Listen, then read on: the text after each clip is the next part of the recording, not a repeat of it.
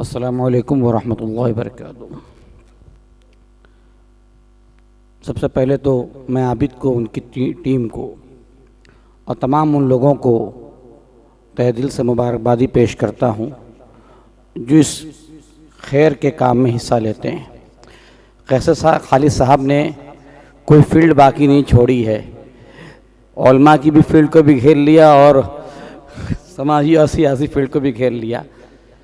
देखिए, इंसान पैदा होता है तो आज़ाद होता है, पैदाइशी वो आज़ाद होता है और इंसान को आज़ाद रहने का हक़ है।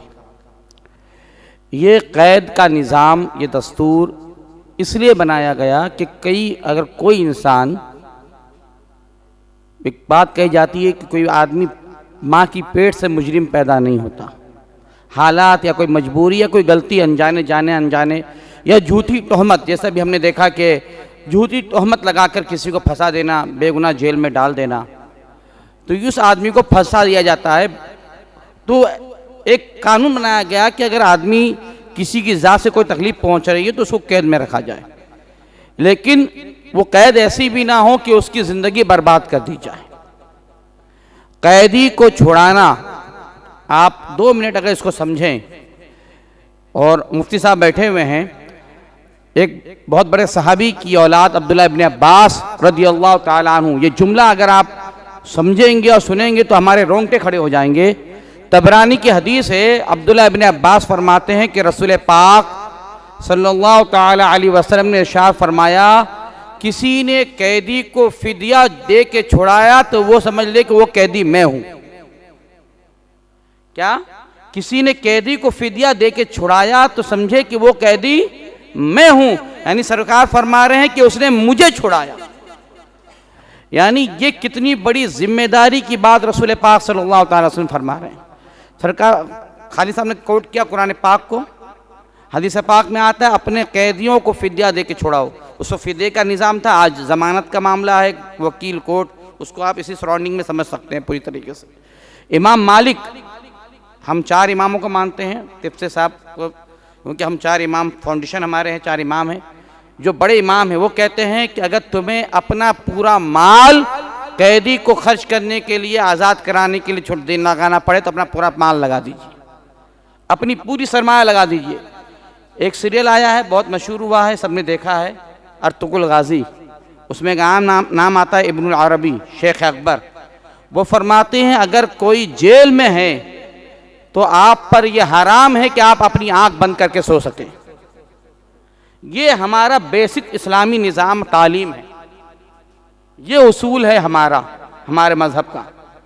और हमारी फ़िक्र क्या है कि जो कैसर साहब ने कहा कि वो शादी का कार्ड जो एक बार आदमी फेंकने के बाद कचरे में फेंक दिया जाता है वो 1000 का होता है, लेकिन अगर वही कार्ड हम 50 रुपये का करें और 950 बचाएं तो ऐसे बहुत सारे काम में काम आ सकता है। हम अब सबकी कमियां तलाश करने में लगे रहते हैं, कोताहियां तलाश करने में लगे रहते हैं। हमें जहां पॉजिटिव दिखता है हमें उस पॉजिटिव को अपनाकर उसमें हिस्सा लेना चाहिए। अगर हमारी ताकत, खालिद साहब ने कहा ना, दीवाने हैं, तो हमारी ताकत इतनी भागदौड़ करने की नहीं है, तो हमारी ताकत इतनी तो है कि हम अपने जेब का पैसा इनको दे सकते हैं।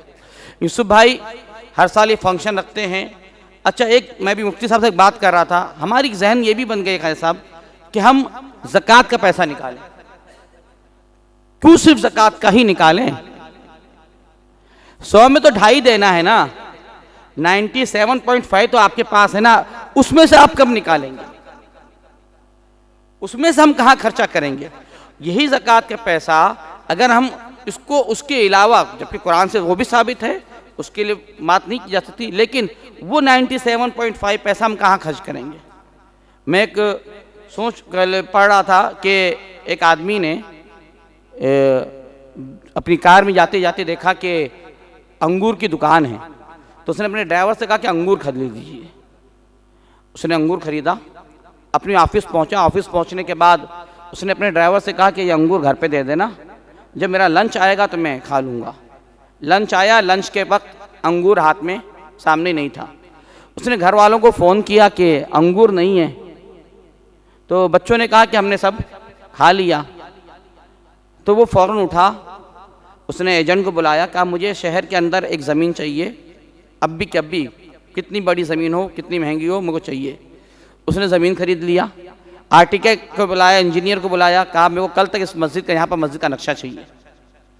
24 घंटे के अंदर सारा प्लान करके घर पहुँचा। तो बच्चों ने कहा कि अब्बा इतना जल्दी ज़मीन खरीदना, इंजीनियर बुलाना, ऑर्डर दे देना, अगर तुमने मेरे लिए 2 अंगूर नहीं छोड़ा है, मेरे मरने के बाद मेरे लिए क्या करोगे? तो हम जिस जिंदगी में जी रहे हैं, हम जो आज करके जाएंगे ना, ये हमारे कल काम आएगा। वो जो वीडियो चल रहा था और जिस लोगों का पैसा, जिनका भी पैसा लगा होगा मिलजुल के, जब माँ ने हाथ उठाया होगा ना अल्लाह की बारगाह में, तो पता नहीं आप पे आने वाली कितनी बलाएं, कितनी मुसीबतें वैसे ही दूर हो गई होंगी। और हमारा मज़हब, हमारा इस्लाम इसी बात की तालीम देता है। मैं बात ख़त्म कर रहा हूँ। मुसाब बिन उमैर रज़ियल्लाहु ताला अन्हु एक बहुत बड़े सहाबी गुजरे हैं। उनके भाई जब कैद कर लिए गए एक बार एक मौके पर, तो वो जिस घर में थे, जिस अंसारी के घर में थे, खालिद भाई साहब, वो जिस अंसारी के घर में थे, तो वो कहते हैं जब मैं इस्लाम कबूल नहीं किया था, उस वक्त मैं कैद कर लिया गया, तो वो फैमिली जिसके कैद में मैं था, वो मुसलमान थे, अंसारी से, वो अपने घर की रोटी, जो घर में थोड़ा बहुत अनाज होता, रोटी बनाते, वो रोटी मुझको खिलाते थे और खुद खजूर खा के पानी पी के सो जाते थे। तो हमारा कैरेक्टर क्या होना चाहिए? हम दूसरों के काम और अपनी कौम के काम और इंसानियत के काम कैसे आ सकते हैं? ये काम करना कोई मामूली बात नहीं है। यूसुफ भाई को मानना पड़ेगा, समझे। बड़े जंजाल पालते हैं, मगर माशाल्लाह ये वो काम कर रहे हैं कि इसका अज्र कोई दे या ना दे, अल्लाह के वहाँ ज़रूर मिलेगा। आपकी कोई तारीफ करे या ना करे, आपका दिल मुतमईन हो जाए। आप सुबह में उठ के, मैं यकीन से कहता हूँ, कोई कुछ भी कहे, आबिद जिस दिन सुबह में उठ के चेहरा देखता होगा ना अपना शीशे में, तो उसका दिल सुकून का होता होगा कि हाँ आज मैंने कुछ काम किया है। अल्लाह ताला हम सबको सिरात मुस्तकीम चलने की तौफीक अता फरमाए। व मा अलैना इल्ला अल बलाग।